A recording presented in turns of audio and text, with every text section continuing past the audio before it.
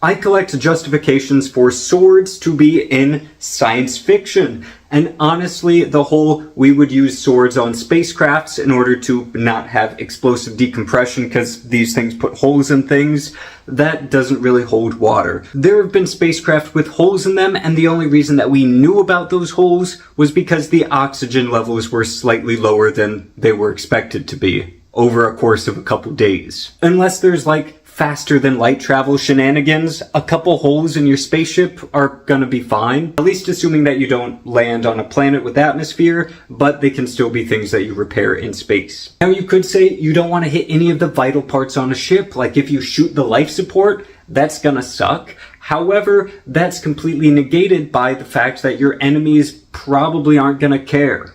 If a bunch of pirates are coming to take your stuff, they can wear spacesuits, so they don't need to worry about that. Oh, you want to protect that stuff and use swords? They've got armored spacesuits and they're using guns. You're just at a disadvantage.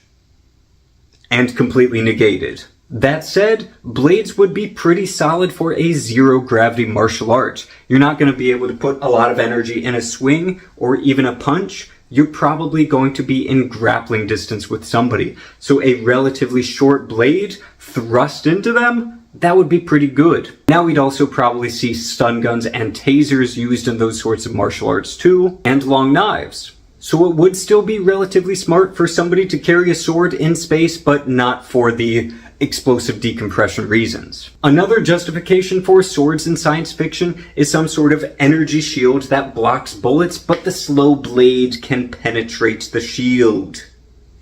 I'm personally not the biggest fan of that one because even though the author of Dune had some shenanigans going on with lasers exploding, so lasers wouldn't be effective, you can still transfer energy into a person who's wearing a shield. You can like push them, and that means that a bullet hitting them in the face, even though it's shielded, is still going to have an impact on them. You could potentially cause brain damage in a person by shooting them in the shielded head, and that would give them a concussion, or whiplash, or use gas weapons, or use fire, or use electricity. I just don't think some weird style of sword fighting is going to be the ideal thing for that.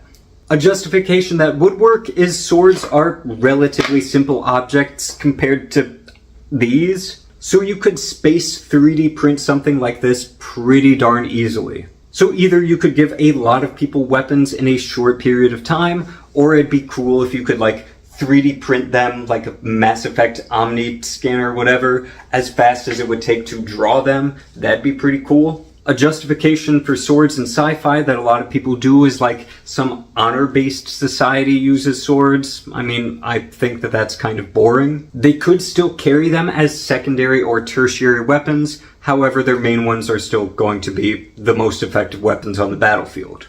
I think that one of the simplest, most straightforward justifications would be like a jungle planet or modern warfare fighting in a jungle place. Just give people machetes. They would adapt those machetes to be better at cutting stuff because that's what soldiers do. They still wouldn't be primary weapons, but they exist. The best reason that I found is if you have some super soldier in really good armor and you give them a nigh indestructible sword, they can take out more bugs than you can put bullets in a gun. So a sword will be really effective for them.